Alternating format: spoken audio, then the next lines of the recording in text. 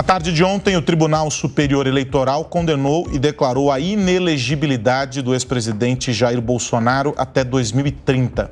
O placar final do julgamento foi de 5-2. Apenas os ministros Cássio Nunes Marques e Raul Araújo votaram pela absolvição de Bolsonaro. A gente vai falar agora sobre esse assunto com a advogada eleitoral Isabelle Paes. Doutora Isabelle, bom dia, obrigado pela presença aqui no Jornal da Manhã. Começo perguntando à senhora a avaliação sobre essa manifestação do TSE e os indicativos que isso nos dá, que essa decisão nos dá, para casos que venham a surgir no futuro próximo. Mais uma vez, bom dia. Bom dia, Carlos. Bom dia, Elisângela. Bom dia aos telespectadores. A decisão proferida ontem no Tribunal Superior Eleitoral, ela vem de um caminho percorrido da evolução da jurisprudência até, se pode dizer, né? Porque ações desse tipo, ações de investigação judicial eleitoral que tratam de práticas de abuso de poder, elas são muito comuns na justiça eleitoral e elas são até, vamos dizer, muito importantes para o fortalecimento da democracia. E isso se dá diante da permissão de que haja a reeleição do chefe do executivo. E essa reeleição, ela sempre se dá sem que eles precisem se afastar.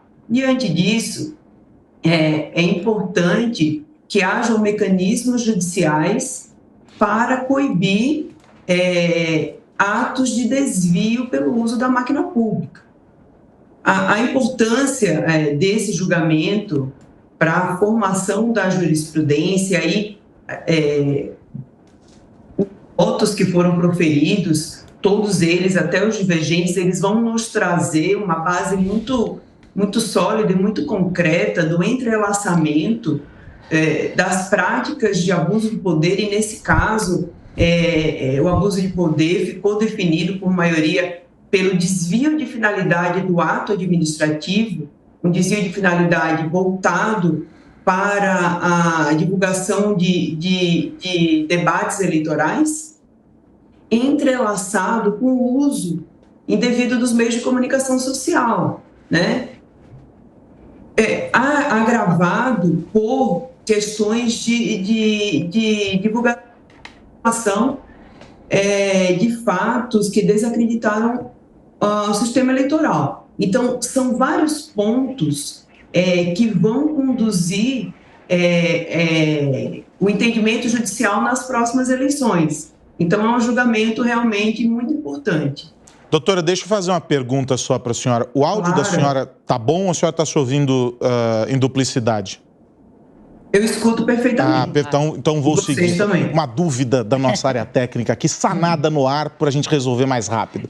Nelson Kobayashi, a sua pergunta, por favor, querido. Doutora Isabelle, bom dia. É um prazer falar com a senhora. A minha pergunta é sobre a sua avaliação do aspecto processual, da tão discutida ampliação da causa de pedir, aquela questão de se trazer documentos novos a respeito de fatos novos para a ação que investigava inicialmente a reunião com os embaixadores, mas que no bojo do processo trouxe lives posteriores e anteriores à tal minuta do golpe e que foi um assunto discutido.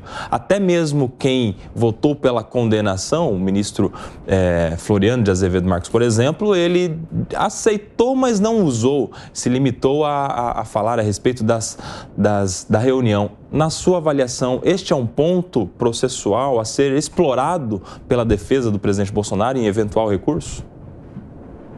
Bom dia. Imagino que sim, seja um ponto que vai ser explorado pela defesa do ex-presidente Bolsonaro, mas esse tipo de ação, e até pelo próprio processo eleitoral, ele é um tipo de ação mais ampliado. O processo eleitoral ele é muito curto, ele muitas das vezes não permite que se proponha uma ação com todos os elementos, e aqui eu estou falando em teoria, não nesse processo específico, e aí por isso eles chamam em ação de investigação judicial eleitoral, onde eu vou ter uma ampla dilação probatória.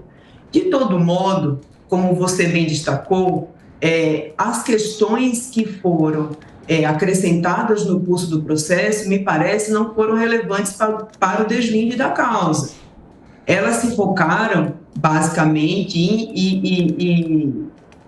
e contundentemente, na próprio objeto que foi proposto à ação, no próprio objeto da ação, que foi a reunião com os embaixadores, na fala proferida nessa ocasião, nos fatos que envolveram esta reunião, a realização desta reunião e o conteúdo da fala, o que acabou sendo transmitido em emissora custeada por recursos públicos e divulgados em perfis oficiais.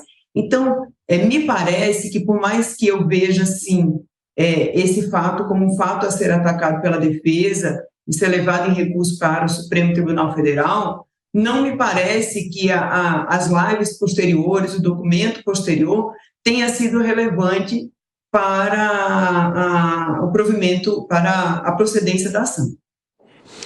Deixa eu agradecer aqui a presença da doutora Isabelle Paes, advogada especializada em direito eleitoral, que esteve conosco aqui no Jornal da Manhã. Doutora, muito obrigado pelo seu tempo, pela entrevista. Até uma próxima oportunidade. Um abraço. Obrigada a vocês pela oportunidade e pelo espaço. Um bom sábado a todos. Para todos nós.